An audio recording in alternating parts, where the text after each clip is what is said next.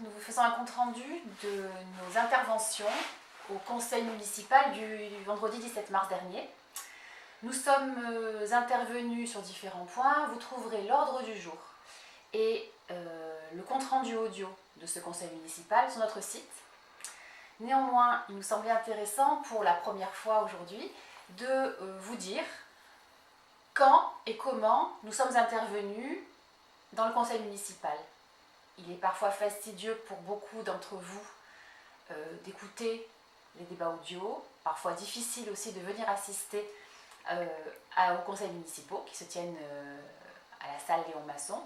Il nous a semblé intéressant d'essayer un exercice différent, de vous dire très concrètement et très synthétiquement ce que nous avons pu dire, nos réactions lors des différents conseils municipaux. Alors aujourd'hui, sur le conseil municipal du vendredi 17 mars, nous sommes principalement intervenus sur le rapport d'orientation budgétaire qui nous a été présenté, sur l'adoption du compte administratif aussi de la commune. Nous avons relevé également des incohérences sur la convention d'intervention qui a été signée avec l'établissement public foncier, des incohérences entre ce que dit la majorité actuelle et ce qu'elle voulait mettre en exergue, qu'elle voulait reprocher à la majorité précédente.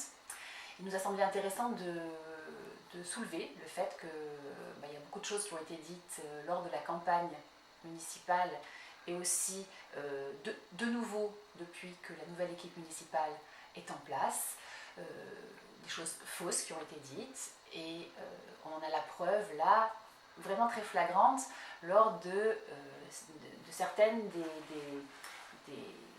des points à l'ordre du jour de ce dernier conseil municipal. Un point n'a pas été abordé à l'ordre du jour, il est reporté, celui de l'approbation du contrat de mixité sociale. Il ne nous a pas été présenté, le maire ayant eu l'information par le préfet qu'il pouvait être reporté à une date ultérieure qui n'est pas encore communiquée aujourd'hui. Nous sommes donc intervenus sur le rapport d'orientation budgétaire. C'est Christian Arnaud qui a fait cette intervention.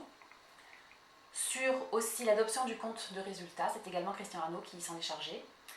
Nous avons tenu à intervenir sur le contrat avec l'établissement public foncier. Sylvie Piquenot a voulu montrer les incohérences de la majorité actuelle. Je suis moi-même intervenue sur différents points.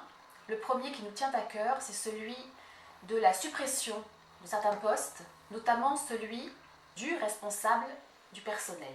Un directeur du personnel, pour nous, c'est essentiel dans une commune qui gère à peu près 100 personnes, y compris les vacataires des temps périscolaires. Et pour nous, il faut que ce poste soit un poste à temps plein, sans autre tâche que celle-ci. Nous l'avons donc réaffirmé lors d'un point à l'ordre du jour qui concernait les suppressions de postes de la mairie. Je suis également intervenue à propos des mares qui ont été évoquées lors du rapport d'orientation budgétaire. Effectivement, nous avons entendu dire qu'une école de type Montessori s'était ouverte à Signal, avait été accueillie dans les locaux du centre aéré des mares. Le maire nous a dit que cette école était précédemment sur Gardanne, que pour différentes raisons de mise aux normes de locaux, elle ne pouvait plus y être accueillie et que beaucoup d'élèves étaient signalés. Donc il a décidé d'ouvrir le centre aéré des mares pendant le temps où il n'était pas occupé, c'est-à-dire pendant le temps scolaire. Ça s'est fait depuis le début de l'année à peu près, sans que le conseil municipal, les conseils municipaux en soient informés. Or, il s'agit de locaux municipaux. Certes, le maire peut, s'il le souhaite vraiment, engager des signatures, des conventions avec différentes associations sans que le conseil municipal en soit informé. Sauf que là, il peut le faire, mais il n'est pas obligé. Et par transparence, normalement, il doit présenter au conseil municipal les différentes conventions qu'il signe, d'autant plus qu'elles engagent la commune, les locaux de la commune, pour une période longue. Donc là, effectivement, le maire pouvait signer cette convention, mais par transparence, il aurait dû, étant donné que les locaux sont occupés à long terme, il aurait dû en informer et faire voter le conseil municipal. Là où il y a eu une erreur, c'est que, je l'ai donc relevé au maire, c'est que le conseil municipal doit absolument statuer pour fixer la contribution financière qui est liée à l'occupation de ces locaux. Et là, apparemment, une tarification a certainement été établie, mais elle n'a pas été présentée, ni encore moins votée, donc, au conseil municipal. Donc, j'ai demandé à ce que ce soit mis à l'ordre du jour du prochain conseil municipal. Je suis aussi intervenue à propos des mares. J'ai réagi à nouveau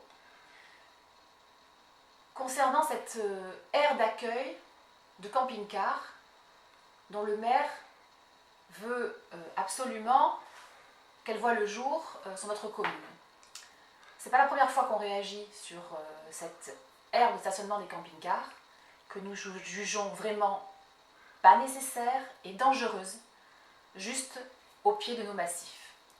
Pas nécessaire parce que justifier une aire de stationnement de camping-car qui coûtera à peu près 1 million d'euros, en disant que dans les collines actuellement, il y a beaucoup de camping-cars qui stationnent de façon illégale et cachée. D'ailleurs, c'est pas possible. C'est pas possible de justifier une aire de cette envergure dans cet endroit-là protégé en disant simplement qu'il y a quelques camping-cars qui sont dans la nature. Je crois que le devoir de tout citoyen, quand il voit des camping-cars dans la nature, eh bien, il peut très bien appeler les forces municipales, les forces de police municipales, pour qu'elles dressent une contravention et qu'elles prient les personnes de ne plus stationner dans nos collines. C'est pas pour ça qu'il faut créer, à grand renfort de milliers d'euros, une zone dédiée au camping-car.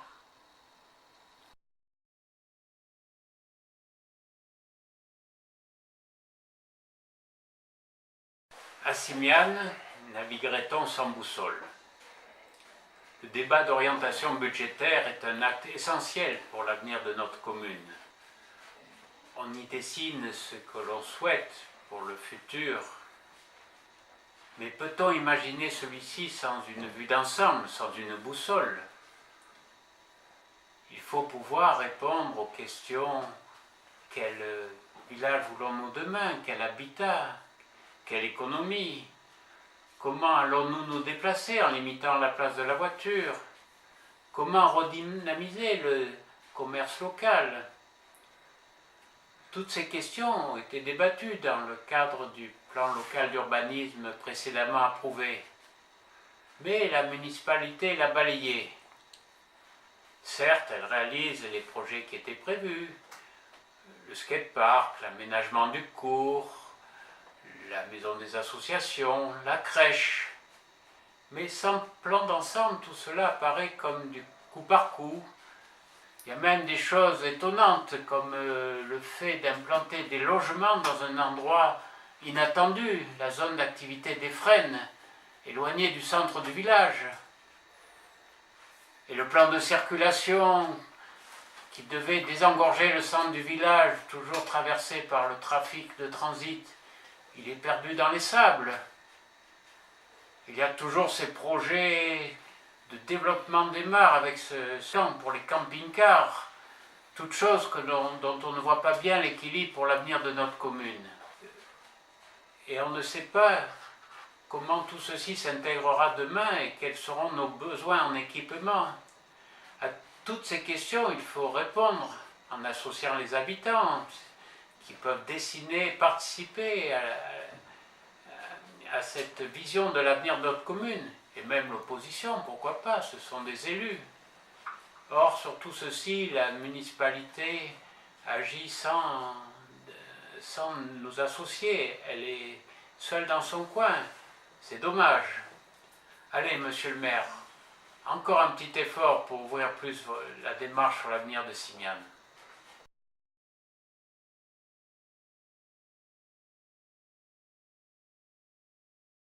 500 logements.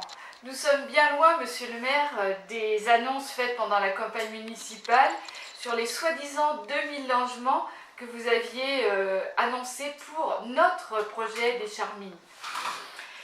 Encore un petit effort et vous atteindrez les 400 logements qui étaient la réalité et sur 15 ans de notre projet aux Charmilles.